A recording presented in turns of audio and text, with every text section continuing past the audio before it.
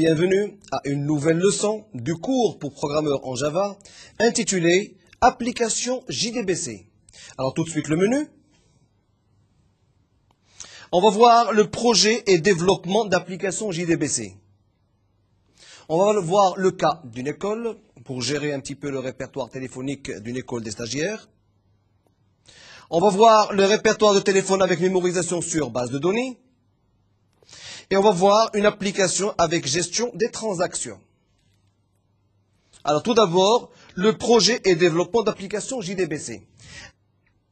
Alors, le JDBC, qui reste le Java Database Connectivity, est une API de Java alors les API de Java sont réparties en 3 parties ou en 4 parties si vous voulez. Il y a les composants et il y a les services. Alors au niveau des composants, on trouve 2 types de composants, donc les composants web et bien sûr les composants si vous voulez mobiles. Alors au niveau des services, on retrouve les services d'infrastructure et les services de communication.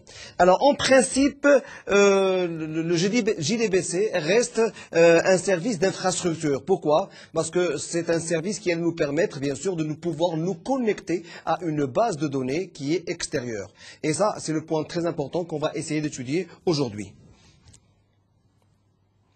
Alors, les étapes du projet. Tout d'abord, il faut faire une analyse des exigences, une définition de la base de données, l'identification des opérations et puis la définition de l'architecture. Alors comme n'importe quel système de gestion de base de données, avant de pouvoir établir une base de données, il faut d'abord au préalable faire une analyse. Alors maintenant il y a plusieurs méthodes d'analyse qui existent sur le marché. L'analyse classique, l'analyse Meurice, l'UML qui est totalement orienté objet et ainsi de suite.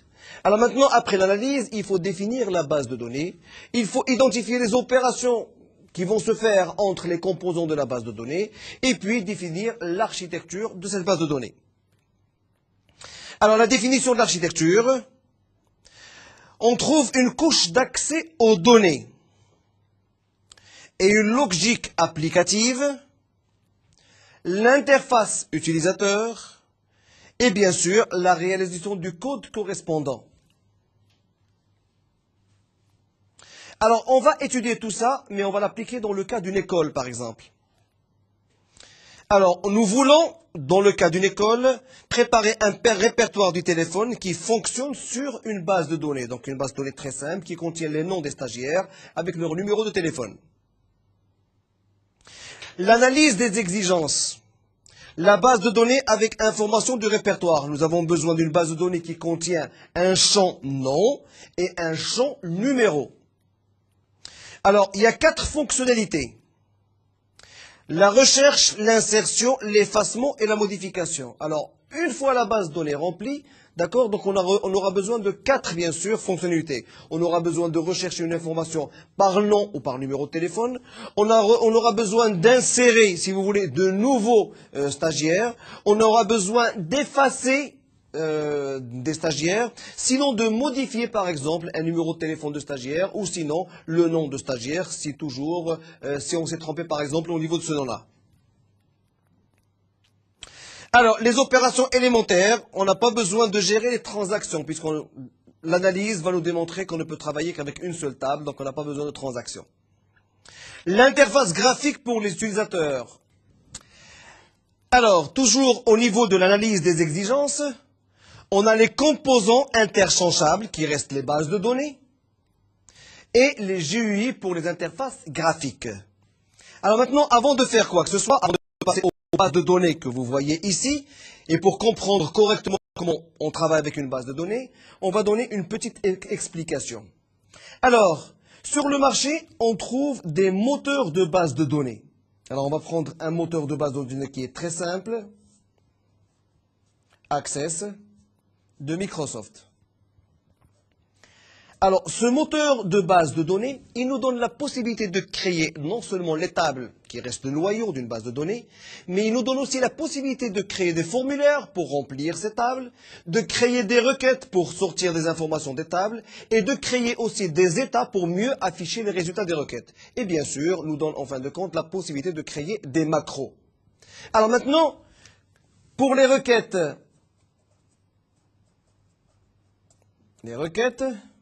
pour les formulaires,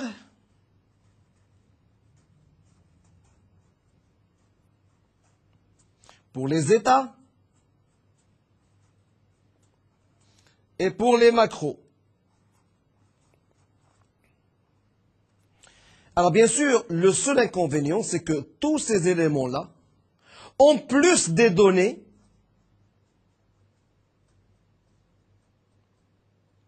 constituent un seul fichier qui a une extension .mdb.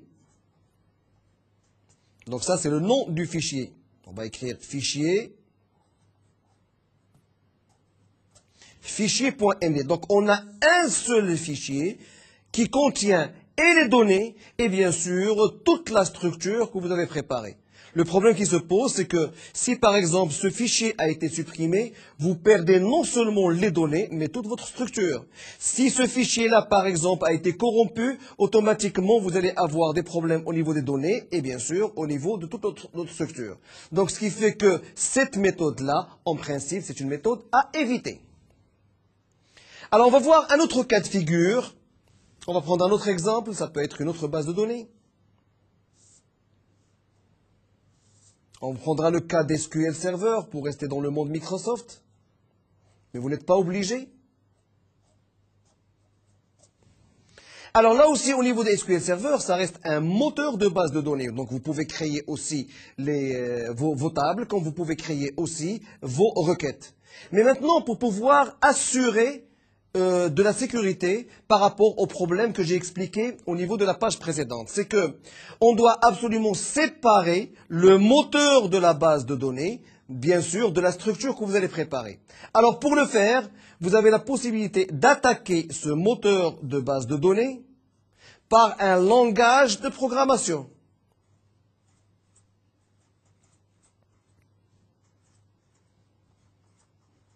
Un langage de programmation. Alors, ce langage de programmation-là, sur le marché, il existe plusieurs langages de programmation, que ce soit au niveau de la plateforme Windows, ou de Linux, ou Unix, ou Solaris, il existe plusieurs langages de programmation. Alors maintenant, vous allez vous demander qu'est-ce qu'on peut faire avec ce langage de programmation. Alors, ce langage de programmation nous permettra d'établir les formulaires qui attaqueront cette base de données. Donc, autrement dit, au niveau du langage de programmation, on va préparer les formulaires.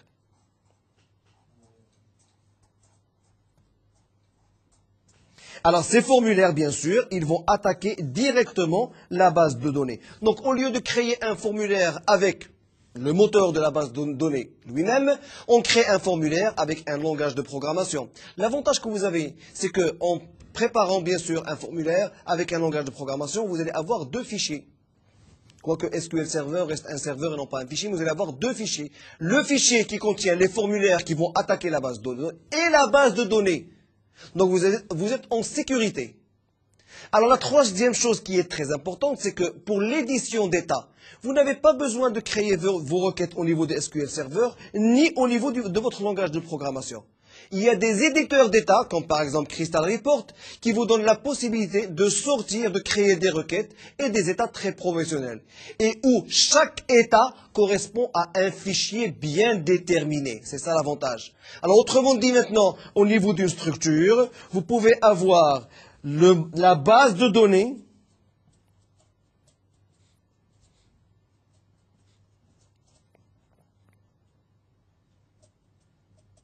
vous pouvez avoir les formulaires avec un langage de programmation.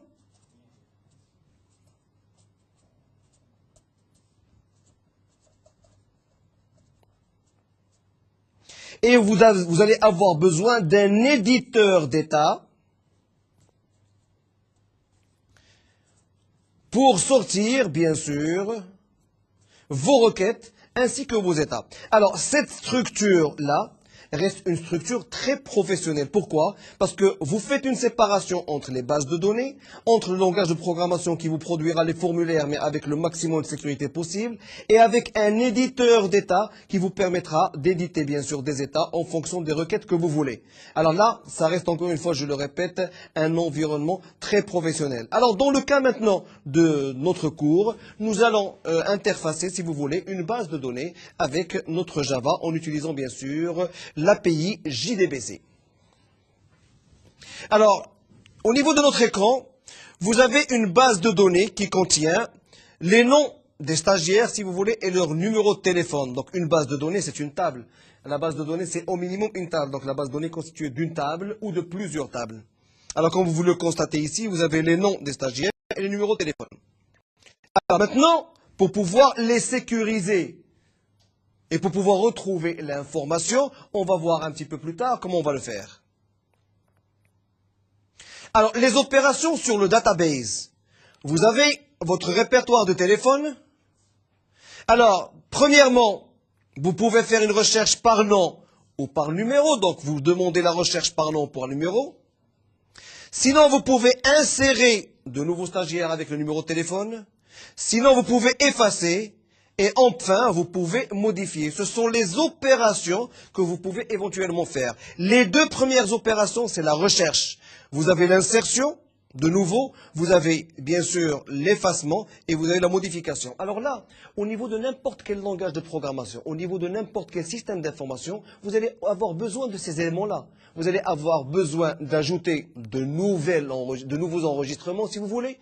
Vous allez avoir besoin d'effacer ces enregistrements. Vous allez avoir besoin de modifier, si le besoin se fait sentir au niveau de ces enregistrements. Sinon, vous avez la possibilité de détruire ces enregistrements. Alors, en principe, vous avez 4 opérations que vous allez trouver au niveau de n'importe quel système d'information.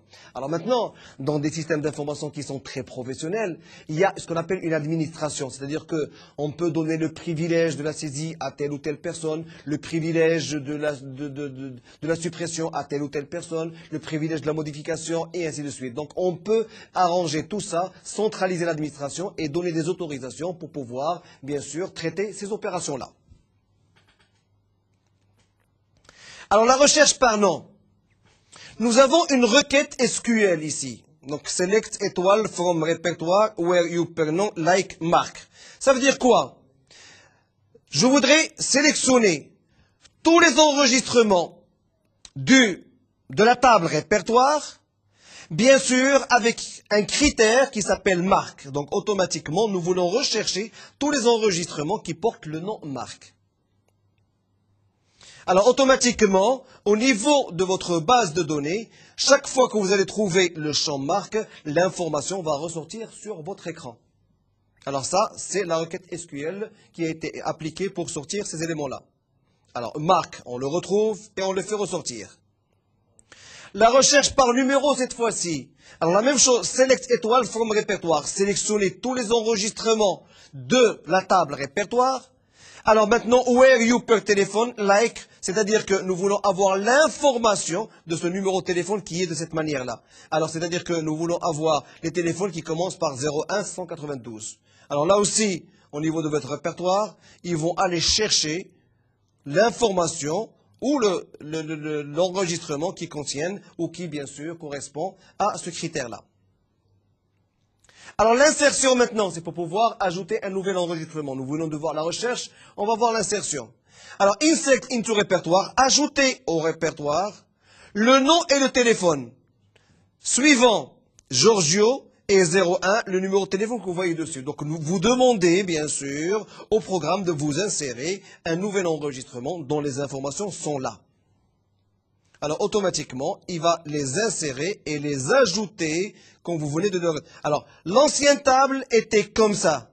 Alors, lorsque vous insérez une requête, automatiquement, elle s'insère au niveau de votre programme. Alors, cette fois-ci, la modification, le update. Alors, update répertoire, cet nom est égal à Marc Lino. Téléphone. Alors, where, tant que le nom, marque, end, téléphone est égal à 0,62. Alors maintenant, si jamais on va faire une recherche, parce que là c'est une recherche, on va faire une recherche sur marque et ce numéro de téléphone.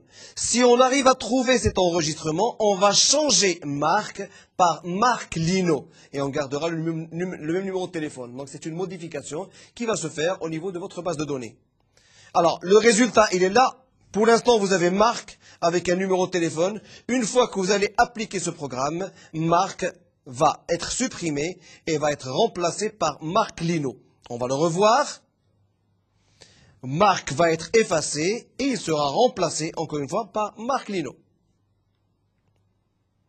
Alors maintenant, la suppression, l'effacement. Delete from répertoire, supprimer du répertoire, l'enregistrement marque avec le numéro de téléphone suivant. Alors là aussi, on va le voir. Vous avez l'enregistrement marque qui est là avec le numéro de téléphone. On vous a demandé d'exécuter ce programme-là qui supprime marque de cette table-là. Ben, automatiquement, il va être supprimé de cette table-là. Alors maintenant, on va voir la logique applicative. On va voir un cas simple. Les opérations réalisables par l'utilisateur coïncident avec les opérations élémentaires sur les données. On ne demande pas une couche dédiée dans ce sens. Alors l'architecture maintenant. Vous avez une application JDBC, donc Java, Database, Connectivité. Et vous avez votre GUI plus la logique applicative. GUI, c'est votre interface graphique. Avec votre logique applicative. Automatiquement, vous allez rentrer dans l'environnement Data Access Layer, qui lui-même va faire appeler la JDBC, et elle va bien sûr attaquer la base de données. Donc, vous avez une application, là c'est votre développement d'application, c'est votre langage de programmation. Prenons par exemple Java. Alors, au niveau de votre application, vous préparez bien sûr les formulaires, le GUI, l'interface graphique avec laquelle vous allez travailler, le Data Access Layer, c'est-à-dire, si vous voulez, le protocole ou le fournisseur qui va vous permettre de vous connecter à la base de données. Nous utiliserons bien sûr l'outil JDBC et bien sûr le database. Alors maintenant, l'application JDBC, ça peut être une application qui n'est pas Java. Hein. Vous pouvez utiliser une autre application, mais utilisez bien sûr le service d'infrastructure JDBC. Alors maintenant, le projet des classes. Et on va reprendre toujours le même répertoire téléphonique. Alors, le projet des classes, comme je l'ai déjà expliqué au niveau des premières leçons, le langage Java reste un langage qui est orienté objet. Alors maintenant, lorsqu'on travaille avec un langage de programmation orienté objet, si ce langage de programmation doit attaquer une base de données, cette base de données et la conception de cette dernière doit être aussi orientée objet. Alors c'est pour ça qu'il y a un cours tout à fait au début, un cours de l'UML. Alors l'UML, si vous voulez, c'est une méthode d'analyse orientée objet. Alors le résultat final de l'UML, on doit sortir avec un graphe de classes, les classes qu'on doit utiliser. Alors les classes qu'on doit utiliser, ce sont les objets qu'on peut éventuellement, bien sûr, insérer au niveau de d'autres langages de programmation. Alors vous avez votre répertoire de téléphone qui est là. Vous avez le Data Access Layer qui vous permet bien sûr d'accéder à votre répertoire téléphonique. Vous avez le GUI des répertoires, l'interface graphique. Et vous avez les éléments des répertoires. Donc voilà le projet de classe que vous avez. Alors entre le GUI et le répertoire, bien sûr une relation 1 à 1. Parce qu'au niveau de votre affichage ou de votre formulaire, vous ne pouvez pas voir plusieurs éléments. Si vous choisissez bien sûr l'affichage par colonne et non pas l'affichage tabulaire. Et vous avez votre interface graphique, logique et applicative. Alors les exemples de réalisation au niveau du chapitre 7, on va les voir. Donc vous avez un répertoire DB Java où vous allez retrouver un très bon exemple d'application. Alors le GU répertoire Java aussi, le Vox répertoire.java et le Vox absent.java. Et puis enfin le répertoire téléphone.java. Alors on va voir maintenant un cas d'étude. La gestion des réservations de salles de cinéma. Alors là, c'est un petit peu plus complexe parce que la première gestion, c'était une gestion d'une seule table avec peu d'informations, peu de champs, les noms des stagiaires ainsi que leur numéro de téléphone. Mais là, il faut savoir gérer, bien sûr, les salles de cinéma, les réservations de salles de cinéma. Alors, l'analyse des exigences tout à fait au début. Au niveau de la base de données, il nous faut la liste des salles. Les salles, les places totales et bien sûr ce qui est disponible et ce qui n'est pas disponible. Nous avons besoin d'un registre des activités de réservation parce que généralement, il y a peu de gens qui savent établir des cahiers de charges. Alors maintenant, les programmeurs, pour pouvoir établir un cahier de charges, il suffit qu'ils se fient des registres ou de la manière manuelle avec laquelle travaillent ces gens-là pour pouvoir, bien sûr, en sortir un cahier de charges. Alors, le registre des activités des réservations, on aura besoin pour ressortir, bien sûr, une analyse. Alors, une seule fonctionnalité. C'est la réservation, sujette à disponibilité de place et confirmation de l'usager. Alors, maintenant, on va voir la gestion des transactions, parce que là, il va y avoir des transactions, contrairement à l'autre exemple précédent. Le support de la concurrence, l'interface utilisateur minimale. Alors, on va voir ici. Vous avez un tableau, ou une table. Vous avez l'ensemble des salles. Vous avez les places totales au niveau des salles et vous avez les places libres qui se trouvent au niveau des salles. Alors, la réservation du cinéma, on doit bien sûr choisir le nom, la salle et la place qu'il va occuper. Alors, opération maintenant sur la database, la réservation maintenant. Il faut rechercher la disponibilité tout d'abord. Et puis une mise à jour du registre de réservation. Et puis la mise à jour de la disponibilité. Alors, les opérations élémentaires qui doivent se produire dans une transaction seront la recherche de disponibilité. Alors, pour ceci, on va écrire un code, select étoile from cinéma, donc choisir ou sélectionner tous les enregistrements de la table cinéma. Alors, choisissez la salle, donc le nom de la salle, et puis les places libres correspondantes.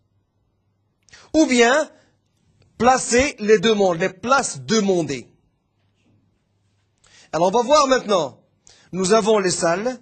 On va choisir la salle, par exemple, luxe, et automatiquement, on va voir le nombre de places libres que vous avez. Alors, la mise à jour de la liste de réservation. Donc, nous avons un code aussi. Alors, la mise à jour, c'est une saisie qu'on doit faire. Donc, c'est un nouvel enregistrement qu'on doit rentrer. Insert into réservation cinéma, value, personne, salle, place demandée. Et on va voir le tableau correspondant maintenant. Vous avez le nom de la personne, le nom de la salle que vous devez introduire et les places que vous demandez. Et à partir de là, un calcul sera fait pour pouvoir, bien sûr, maintenir le registre qui vous donnera toutes les informations concernant la disponibilité des places au sein d'une salle.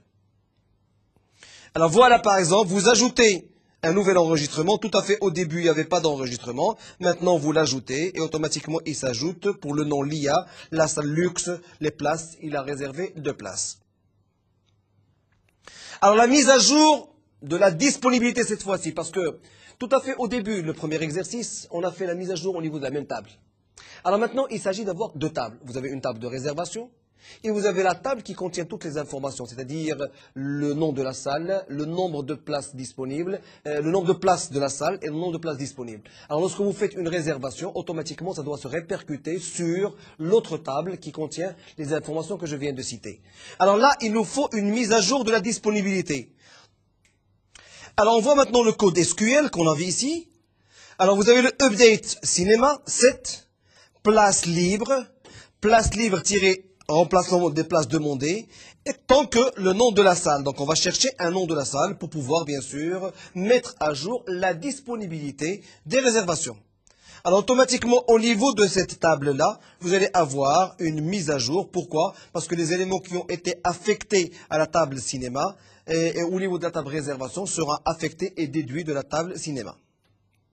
Alors regardez, vous n'avez plus de 10 par exemple. Alors maintenant les transactions. La demande de réservation, la transaction. Alors la transaction est confirmée comme suit. Toutes les opérations élémentaires ont eu succès. Et puis l'utilisateur confirme cette fois-ci la réservation. Alors on peut avoir des anomalies possibles. Doctorate par exemple. On peut avoir des répétitions. repeated read, des writes si vous voulez, c'est-à-dire des surutilisations.